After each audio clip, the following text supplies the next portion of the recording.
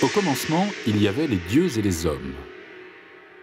Les dieux dominaient le monde et possédaient le feu. Les hommes en étaient jaloux. Prométhée, touché par la détresse humaine, leur offrit le feu. Les hommes se crurent alors l'égal des dieux et voulurent tout contrôler. Il leur fallait désormais maîtriser le soleil pour l'enfermer dans une boîte. Mais l'homme, à défaut d'être divin, ne risque-t-il pas de subir le même sort que l'ambitieux Icare ?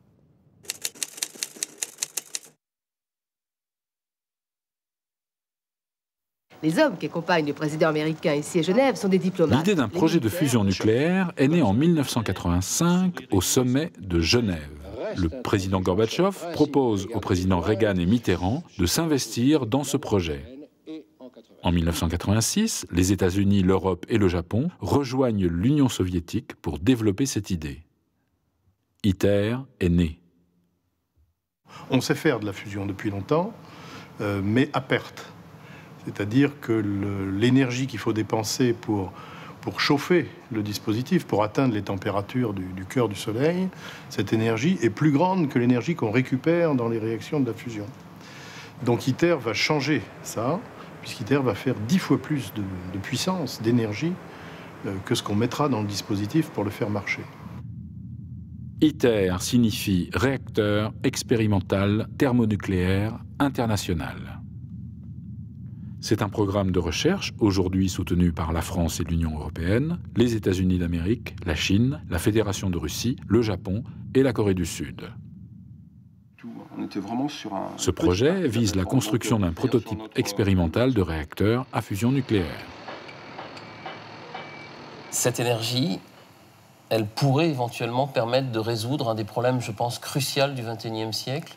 C'est ce terrible risque qu'il y a, en développant l'énergie, de modifier notre climat. Actuellement, à peu près 85% de l'énergie qui est consommée dans le monde est produite à partir de gaz, de pétrole et de charbon, qui créent une grande quantité de gaz à effet de serre qui sont en train de réchauffer inexorablement la planète. La France oriente ses recherches vers la création de plasma à longue durée. Pour mettre en pratique ces théories, une nouvelle chambre de confinement magnétique destinée à contrôler le plasma est créée en 1988. Il s'agit de la TOR Supra.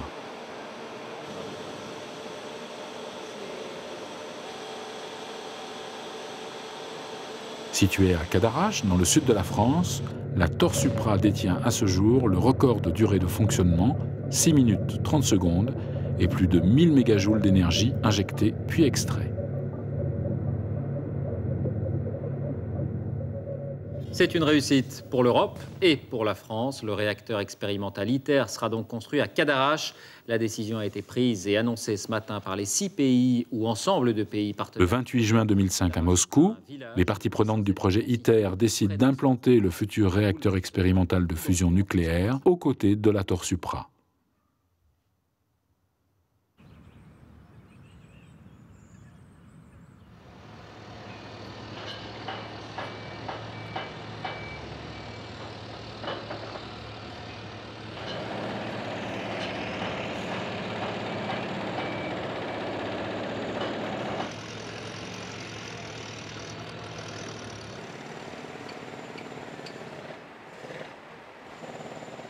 Ce matin, la moitié des représentants de la planète avaient rendez-vous à l'Élysée.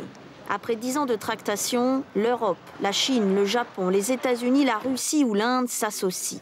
Le 21 novembre 2006, l'accord final sur la construction d'ITER autorise le démarrage du plus important programme international de recherche scientifique pour les 30 prochaines années. 1, 2, 3. Un laboratoire international associé franco-japonais sur la fusion magnétique a été inauguré le 13 mai 2008 à la faculté Saint-Jérôme de Marseille. En 2015, ITER devrait créer ses premiers plasmas et ainsi produire plusieurs centaines de mégawatts de fusion pendant plusieurs minutes. 20 ans après cette phase d'expérimentation, ITER sera démantelé. ITER, c'est une machine faite pour la recherche, dans le but, au final, de pouvoir construire un réacteur plutôt commercial, un prototype de réacteur à fusion et une production d'électricité. À la différence du phénomène de fission, la fusion naît du mélange de deux atomes légers, le deutérium et le tritium. Il n'y a pas de tritium sur Terre, il faut le produire à partir de lithium.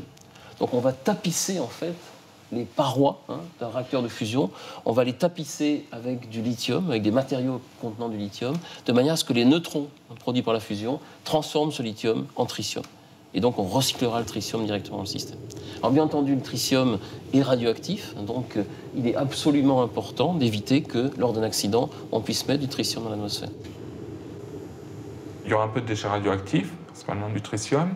L'avantage qu'a le tritium, c'est que sa durée de vie, c'est-à-dire la durée pendant laquelle il est radioactif, est extrêmement faible. C'est-à-dire qu'on espère que sur une génération, on puisse avoir des déchets qui sont radioactifs, qui ne soient plus radioactifs. Cependant, le deutérium et le tritium possèdent la même charge électrique. Ils se repoussent donc comme deux aimants. Pour vaincre cette répulsion, il faut porter le mélange de ces deux atomes à très haute température. Il s'agit au cœur d'un anneau de plasma, de la matière d'étoile, de chauffer le cœur de cet anneau à 150 millions de degrés, à une température 10 fois supérieure à la température du centre du Soleil, pour y déclencher des réactions de fusion. Dans ce système, on aura une sûreté passive, une sûreté automatique, disons, qui est due au fait que dans un réacteur qui alimenterait 1 million de personnes en énergie, on aura en tout et pour tout 10 grammes de plasma. Que la moindre perturbation dans le système provoquerait le refroidissement de ces 10 grammes de plasma et l'arrêt des réactions de fusion. À l'utilisation de telles températures se pose le problème de l'isolation. Dans le cas du Soleil, le confinement est assuré par la gravitation. ITER utilise des champs magnétiques intenses pour piéger le plasma et éviter qu'il ne se disperse. La chaleur qui se trouve au cœur du dispositif est contenue par le champ magnétique, la pression magnétique qui tient tout ça en équilibre, mais on a un petit peu des problèmes de météorologie, c'est-à-dire qu'il y a des turbulences qui se développent, qui ont tendance à transporter la chaleur depuis le cœur chaud vers le bord froid, comme entre une dépression et un anticyclone. Donc tout ça, on le regarde, on l'étudie, on le minimise. Face à cette chaleur, le corps du réacteur doit également être refroidi à moins 270 degrés. Un projet apparemment simple, mais créer une réaction de fusion implique de surmonter de nombreux problèmes qui, à l'heure actuelle, ralentissent l'aboutissement du projet ITER. Le mot nucléaire fait peur. Le mot nucléaire est associé maintenant à... Quand on dit nucléaire, je ferme les yeux, je réfléchis, je pense tout de suite à Tchernobyl, je pense tout de suite à Hiroshima, je pense tout de suite à des images apocalyptiques.